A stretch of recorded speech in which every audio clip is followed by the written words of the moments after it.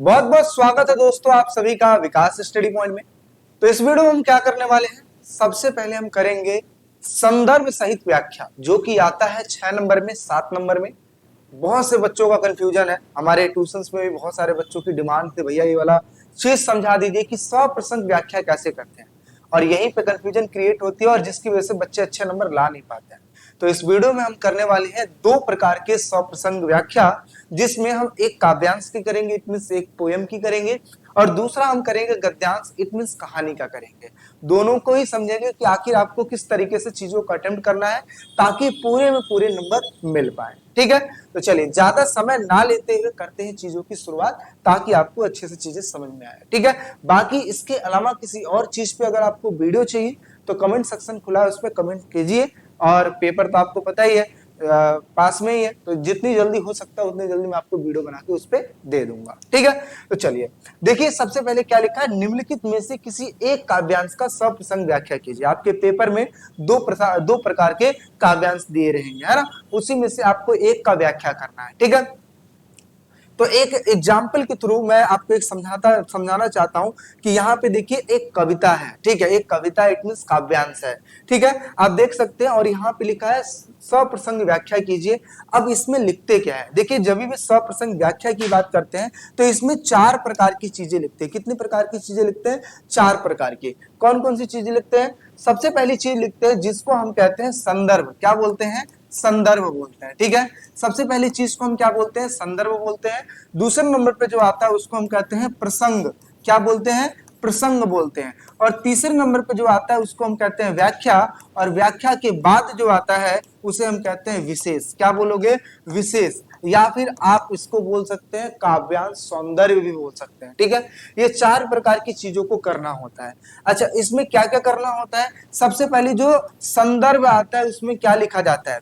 जो संदर्भ आता है उसमें लिखा जाता है चैप्टर का नाम लिखा जाता है, उसमें जिस भी लेखक ने इसका रचना किया है उसका नाम लिखा जाता है, कौन सी बुक से ली गई है, आपको ये डिटेल देना पड़ेगा, ताकि एग्जामिनर को भी तो ये लगे कि हाँ ये आपको पता है कि ये किस चीज से उठाया गया, इसके रचनाकार कौन है, कौन सा चैप्टर है।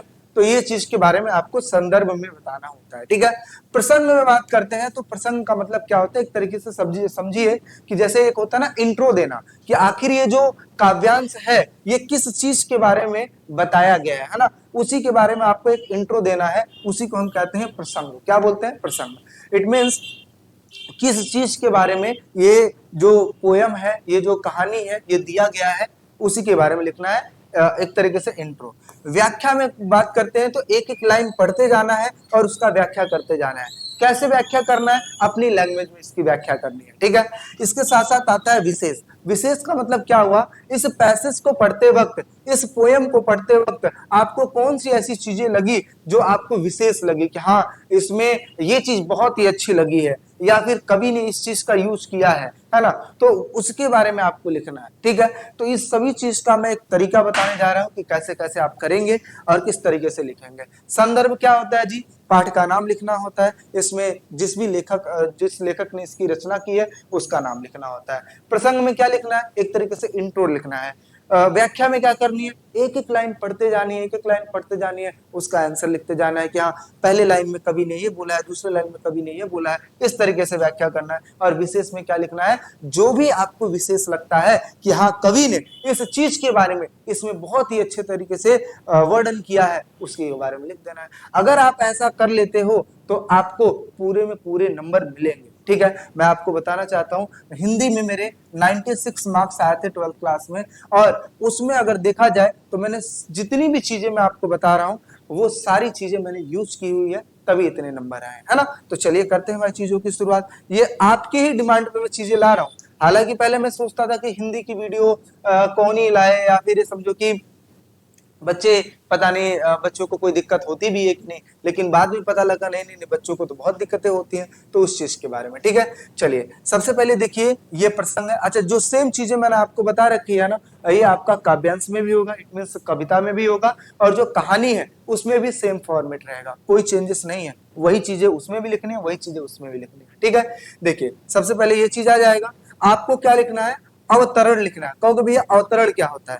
अवतरण क्या होता है? अवतरण का मतलब क्या होता है? स्टार्टिंग का ये जो लाइन है, स्टार्टिंग का ये वाला जो लाइन है, ठीक है, यहां से कोई 2 वर्ड या 3 वर्ड उठा लीजिए और लास्ट का कोई 2 वर्ड या 3 वर्ड उठा लीजिए।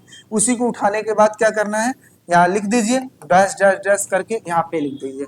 आप कहोगे भैया इसकी क्या जरूरत है? देखिए भाई, इसकी जरूरत इसलिए पड़ती है क्योंकि पैसेज में यहाँ पर जो कविता दी गई होती है, इसमें 2 कविताएं दी गई होती हैं, ठीक है, सेम नंबर होता है, 2 कविताएं दी गई होती हैं, यहाँ पर भी सेम होता है। तो आप टीचर को कैसे पता लगेगा कि आपने इसको अटेम्प्ट किया है या आपने इसको अटेम्प्ट किया है? इसी वजह से वो इस प्रकार से आपको अवतरण लिखना पड़ेगा कि हाँ हमने इस चीज को अटेम्प्ट किया है, ठीक है। तो बस इसको करने का तरीका मैंने बता दिया, स्टार्टिंग का 2-3 वर्ड, लास्ट का 2-3 वर्ड लेके लिख दीजिए, बीच में डैश लगा दीजिएगा। चलिए भाई बहुत ही बढ़िया, आगे बढ़ते हैं।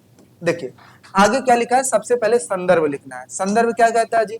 ये जो चीज है ये कहां से ली गई है। अब देखिए इसमें आपको मैं तरीका बता दूं, चैप्टर्स के नेम आपको लर्न करने पड़ेंगे। चैप्टर्स के नेम के साथ साथ उसके जो लेखक है, उसके जो रचयिता है, उनका नाम भी याद करना पड़ेगा, ठीक है, ताकि अगर कोई पैसेज आया और आपको ये समझ में आ गया कि ये चीज यहां से उठाया गया है, तो आपको उसका लेखक पता होना चाहिए, तभी नंबर मिलेंगे, नहीं तो कहां मिलेंगे? चैप्टर का नाम और लेखक का नाम, ठीक है। तो क्या लिखा है? प्रस्तुत, देखिए यहाँ पे छोटी सी मिस्टेक हो गई है, गद्यांश नहीं है, इसको हम काव्यांश बोलते हैं। क्या बोलते हैं? काव्यांश बोलते हैं। काव्यांश याद रखिएगा, हमेशा कविता को बोला जाता है, कविता की जो फॉर्म होती है उसको बोला जाता है, ठीक है, और गद्यांश बोला जाता है कहानी को। तो क्या लिखा है? प्रस्तुत काव्यांश हमारी पाठ्य पुस्तक अंतरा भाग 1 के सूर सागर से उद्धृत है, जिसके कवि जो है सूरदास जी हैं, ठीक है। ये आपने यहाँ पे संदर्भ लिख दिया, ठीक। प्रसंग क्या लिखेंगे? प्रसंग, अब प्रसंग किसके बारे में दिया गया है? तो ये जो पोयम है इसमें दिया गया है कृष्ण जी के बारे में, कि एक बार क्या हुआ कि वो खेल रहे थे, है ना, श्रीदामा के साथ, और भी जो सखा थे उनके साथ खेल रहे थे। तो खेलते खेलते ये क्या होते हैं, हार जाते हैं। तो हारने के बाद ये अपनी बारी श्रीदामा को नहीं देते हैं कि नहीं नहीं नहीं, मैं तो नहीं हारा हूं, मैं तो ऐसे, मैं तो वैसे, मैं अपना चांस नहीं दूंगा, मैं अपनी बाजी नहीं दूंगा। तो उसी चीज के मैटर में ही है, ठीक है। तो वो श्रीदामा जी ये कहते हैं कि ऐसे कैसे नहीं दोगे, आप नंद जी के बेटे हो, आपके पास गाय ज्यादा है, इसलिए नहीं दोगे क्या, है ना। इस तरीके से आपस में, अब बच्चे हैं, आपस में कुछ समझो कि बाल रूप था, तो बहुत सारी बातें आपस में हुई हैं, उसी चीज के ऊपर ये चीज है, ठीक है। तो क्या लिखा है? प्रस्तुत पंक्तियों में महाकवि सूरदास जिसने कृष्ण बाल लीला का मनोहर या मनोहारी वर्णन किया गया है। कृष्ण जी खेल में हारने पर रूठ गए होते हैं और बाल सुलभ गुण के कारण खेलना भी चाहते हैं, यानी कि एक तरीके से देखा जाए वो खेल में हार भी गए, हारने के बाद रूठ कर बैठ गए, और मनी मनी इनका ये हो रहा है कि मैं दोबारा खेलूं, है ना। तो इसकी वजह से वो खेलना भी चाहते हैं। मित्रों द्वारा नंद बाबा की दुआई देने पर वह पुनः खेलने के लिए तैयार हो जाते हैं, और समूचे परिदृश्य का वर्णन करते हुए जो कवि है, यानी कि जो सूरदास जी हैं, इनका वर्णन करते हैं। क्या करते हैं वो देखते हैं। तो हमने क्या समझा? संदर्भ में हमने 2 चीज हमने देखा, चैप्टर का नाम देख लिया, कवि का नाम देख लिया, प्रसंग में हमने थोड़ा सा मैटर देख लिया कि मैटर क्या चल रहा है। अब इसके बाद हम क्या करने वाले हैं? हम करने वाले हैं व्याख्या। तो चलिए व्याख्या देख लेते हैं, व्याख्या कैसे करेंगे आप। तो देखिए क्या लिखा है? खेलन में को काको गुस्सैया, यानी कि खेलते खेलते क्या हुआ, आपस में ये लोग गुस्सा करने लगे। क्यों गुस्सा करने लगे? क्योंकि कृष्ण जी हार जाते हैं, और हारने के बाद वो अपनी जो बाजी है वो श्रीदामा को नहीं देते हैं, ठीक है। हरि हारे जीते श्रीदामा, मतलब हरि जो है हार जाते हैं, कृष्ण जी हार जाते हैं, और जीत कौन जाता है? श्रीदामा जी जो है वो जीत जाते हैं, ठीक है।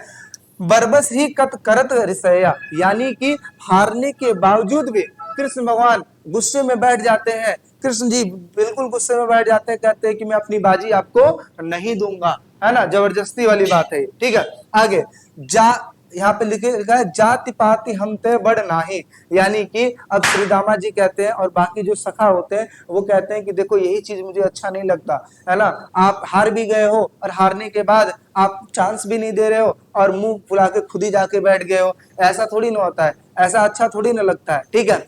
और वो ये भी बोलते हैं क्या कि जात पात हमसे बड़ा नहीं, यानी कि जात पात में भी अगर देखा जाए तो आप हमसे बड़े नहीं हो, क्योंकि श्रीदामा तो पंडित थे ना, तो आप जात पात में भी अगर देखा जाए तो मैं आपसे बड़ा हूं, लेकिन इसके बावजूद भी आप जाके गुस्से में बैठ गए हो, ठीक है। तो वही लिखा है जात पात हमसे बढ़ना ही, ना ही बसत तुम्हारी छाया। यानी कि छाया का मतलब क्या होता है? छांव। छांव मतलब एक तरीके से बसेरा, बसेरा मतलब घर। मैं आपके घर में भी नहीं रहते हैं, हम जितने भी सखा हैं हम आपके घर में नहीं रहते हैं जो आपकी ढिठाई हम देखेंगे, जो हम आपके गुस्से को सहेंगे। एक तो हार भी गए, ऊपर से गुस्से में जाके बैठ भी गए, और उसके बाद वहीं पे बैठ के आप हमें ढिठाई दिखा रहे हो कि नहीं नहीं नहीं मैं नहीं खेलूंगा, मैं ये। ऐसा थोड़ी ना होता है, ठीक है। मैं हम आपके घर में थोड़ी ना रहते हैं। अति अति अधिकार जनावत याते जाते अधिक तुम्हारे गया। यानी कि इतना ज्यादा अधिकार क्यों जता रहे हो, इतना ज्यादा चीज जो दिखा रहे हो, क्यों दिखा रहे हो? वो इसलिए दिखा रहे हो क्या कि आपके पास गाय ज्यादा है? बस एक ही चीज में हम आपसे पीछे हैं, क्या? नंद जी के पास गाय ज्यादा है, और नंद जी के पास गाय ज्यादा तो मतलब तुम्हारे पास गाय ज्यादा है।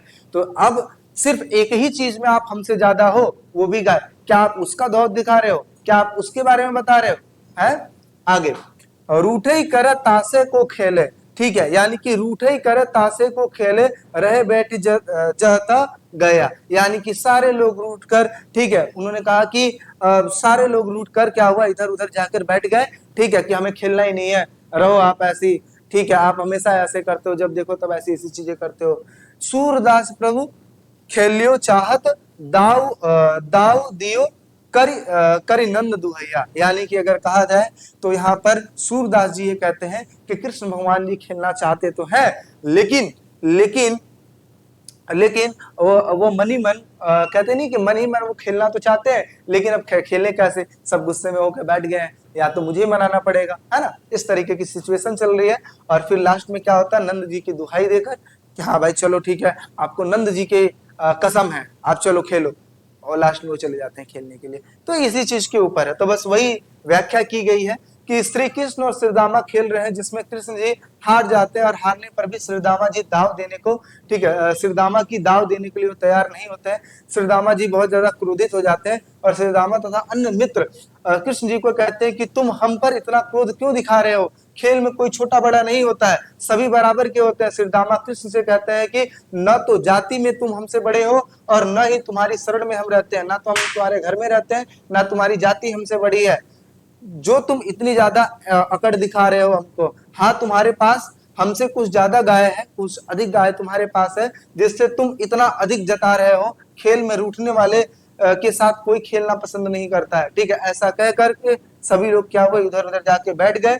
हालांकि श्री कृष्ण जी भीतर यानी कि मन में नहीं चाहते थे कि हाँ मैं खेलूं, ठीक है। वे श्रीदामा पर भी एहसान दिखाते हुए कहते हैं कि देखो मैं दोबारा खेल रहा हूँ। वे नंद बाबा की दुहाई देते हुए कहते हैं कि श्रीदामा की दाव देने के लिए वो तैयार हो जाते हैं। यानी कि लास्ट में क्या होता है, श्रीदामा जी का जो दाव है वो देने के लिए तैयार हो जाते हैं, और लास्ट में वो खेलना शुरू कर देते हैं, ठीक है।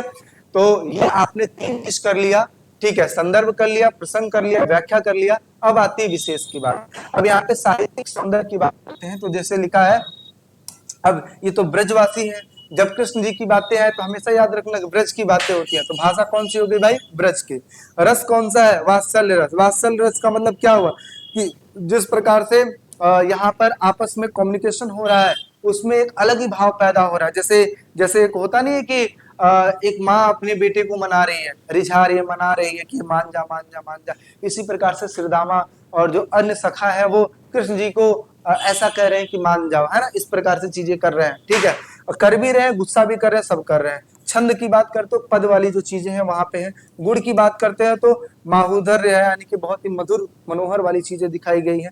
अलंकार की बात करें तो हरिहारे में क्या अनुप्रास अलंकार है। याद रखना, अनुप्रास अलंकार किसमें होता है? जहां पे एक ही बातें 2 बार लिखा है। हरिहारे यानी कि ह से स्टार्ट हो रहा है, 2 बार ह आया है, इसलिए कौन सा अलंकार हुआ है यहाँ पे? अनुप्रास अलंकार हुआ है। यहाँ पर भी देखे दाऊ दियो दुहैया, यानी कि द और द तीनों आया ना, इस वजह से यहाँ पर भी क्या हो जाएगा?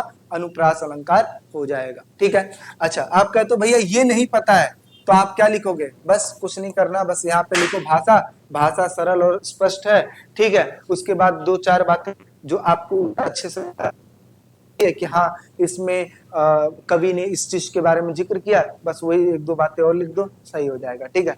और नहीं अगर आपको समझ में आया कि कौन सा अलंकार लिखा गया है, क्या लिखा गया है, तो बस करके लिख दो अलंकारों का प्रयोग किया गया है, ठीक है। क्योंकि कविताओं में अलंकारों का अब मैं ये नहीं कह रहा हूँ कि 100% सही होगा, लेकिन फिर भी आपकी किस्मत रही सही, ठीक है, और टीचर ने उस पर ध्यान नहीं दिया, क्योंकि अगर व्याख्या आपने अच्छी कर रखी है तो समझिए कि आपके पूरे में पूरे आने के चांसेस मिलने ही मिलने, ठीक है। तो ऐसे करके समझ में आ रही बात है। चलिए, तो ये हो गया आपका काव्यांश, और काव्यांश को देखो इस तरीके से आप व्याख्या करेंगे। अब इसी प्रकार से हम देखते हैं गद्यांश की, ठीक है। गद्यांश में कुछ ऐसे करके दिया रहता है, देखिए इतना छोटा सा पैसेज दिया हुआ है, लेकिन इसके बावजूद भी आपको इसको एक्सप्लेन करना है। देखिए क्या लिखा हुआ है, मगर यह बताओ कि तुम एकाएक ऐसे कैसे हो गए, क्या बीबी ने तुम्हें त्याग दिया, क्या उधार मिलना बंद हो गया, क्या साहूकार ने ज्यादा तंग कर दिया, ठीक है, या फिर चोरी के मामले में फंस गए हो, आखिरकार बाहर का जो टॉर्च है भीतर आत्मा में कैसे घुस गया। अब यहाँ पे आपको समझना है क्या, ये टॉर्च की बातें हो रही हैं, और ये जो टॉर्च की बातें किसमें हुआ था, टॉर्च बेचने वाले चैप्टर में हुआ था। तो इससे तो आपको ये समझ में आ गया टॉर्च बेचने वाला चैप्टर का है। अच्छा, दूसरे नंबर पे उसका रचयिता आपको पता होना चाहिए कि रचयिता कौन है। तो सबसे पहले हमें अवतरण लिखना है, जिसमें आगे का 2-3 वर्ड, पीछे का 2-3 वर्ड, उसको लिख करके बीच में डैश डैश करके लगा देना। फिर लिखना है आपको संदर्भ। संदर्भ क्या बोल रहा है, प्रस्तुत गद्यांश हमारी पाठ्य पुस्तक अंतरा भाग 1 से लिया गया है, टार्च बेचने वाले चैप्टर से लिया गया, जिसके लेखक है हरिशंकर परिचाई जी, ठीक है। आगे ये आपने क्या लिख दिया, यहाँ पे संदर्भ लिख दिया। अब हम थोड़ा सा और आगे बढ़ते हैं, यहाँ पे देखते हैं प्रसंग। प्रसंग क्या है, देखिए ये उस वाले चैप्टर का है, टॉर्च बेचने वाला, जहाँ पे दो दोस्त होते हैं, टॉर्च बेच रहे होते हैं, और दोनों ये सोचते हैं कि भाई पैसा कैसे कमाए, पैसा कैसे कमाए, ठीक है। तो वो कहता है कि एक काम करते हैं, पहले तो सोचते सोचते थक जाते हैं, कोई निष्कर्ष नहीं निकलता है। फिर वो कहते हैं कि चलो यार पैसे को अवॉइड कर देते, छोड़ देते हैं। लेकिन फिर वही वाली बात है ना, पैसा एक ऐसी चीज है जो आपका पीछा छोड़ेगी नहीं। फिर उसके बाद फिर ये कहते हैं कि यार ये तो पीछा छोड़ेगी नहीं, एक काम करते हैं हम दोनों अलग अलग मार्ग पे निकल जाते हैं, और 5 साल बाद हम यहीं आके दोबारा मिलेंगे, ठीक है। वो कहता है ठीक है। फिर उसके बाद वो दोनों निकल जाते हैं। एक जो है टॉर्च बेचने वाला होता है, टॉर्च बेचने वाला बन जाता है, जो कहता है कि देखो दुनिया में हर जगह अंधकार है, ये है, ये है, आप कहीं जाओ अंधेरे में अगर जा रहे हो तो कीड़े मकोड़े आ जाएंगे, तो उसके लिए टॉर्च रहना चाहिए आपके पास। तो सूरज छाप का टॉर्च बेचता है। और जो दूसरा है वो पंडित बन जाता है, ठीक है। वो भी यही बातें करता है कि दुनिया में अंधकार है, अपने अंदर की रोशनी जगाओ। तो काम तो दोनों एक ही जैसे कर रहे होते हैं, है ना। लेकिन बात यह है कि एक टॉर्च बेचता है और एक वो वाली बातें करता है ना। इस प्रकार की चीजें थी। आगे चल के क्या होता है, आगे चल के लास्ट में जब वो आपस में दोनों मिलते हैं, तो आपस में बताता है कि तू इतने अमीर कैसे हो गया। तो कहता है कि मैं पंडित जी बन गया हूँ, ऐसा ऐसा ऐसा, इसलिए मैं अमीर बन गया। लेकिन वो कहता है कि देख काम तेरा भी वही है, मेरा भी वही है, बस सबके बात मैं टॉर्च बेचता हूँ और तू ये करता है ना। इस प्रकार से स्टोरी चलती है। फिर लास्ट में कहता है कि मुझे भी अमीर बनना है, तो क्या करना पड़ेगा। वो कहता है कि कोई दिक्कत नहीं, बस कंपनी चेंज कर ले, तुझे ये चीज बात करनी पड़ेगी, मतलब दुनिया को बताना पड़ेगा कि देखो क्या करना चाहिए क्या नहीं करना चाहिए, तो इसकी वजह से लोग दान पुण्य करेंगे तो अमीर बनेगा। इस प्रकार से चीजें हैं। तो वो कहता है ठीक है। तो यही सारी बातें हैं। लेकिन वो जो टॉर्च बेचने वाला है, उसको जब वो गांव से निकलता है तो एक व्यक्ति है उसको देख लेता है, कहता है कि तुम तो पहले टॉर्च बेचते थे, लेकिन अब ये बड़े बड़े दाढ़ी बना के कहाँ जा रहे हो। तो वो यही बात बताता है कि देखो अब मैं टॉर्च बेचने वाला काम तो छोड़ दिया, कंपनी चेंज कर ली, लेकिन काम मेरा वही है। अंधकार वाली जो चीजें हैं उससे मैं किस तरीके से प्रकाश आ सकता है उसके बारे में बताने वाला हूँ। तो उसी चीज के बारे में ये है ना। तो प्रसंग में यही है कि लेखक ने टॉर्च बेचने वाले दो मित्रों के माध्यम से बताया है कि किस प्रकार से अपने तरीके से वे दोनों भोली भाली जनता को क्या कर सकते हैं, बेवकूफ बना सकते हैं, ठीक है। इसके बारे में है, ठीक है। देखिए क्या लेके व्याख्या की बात करते हैं।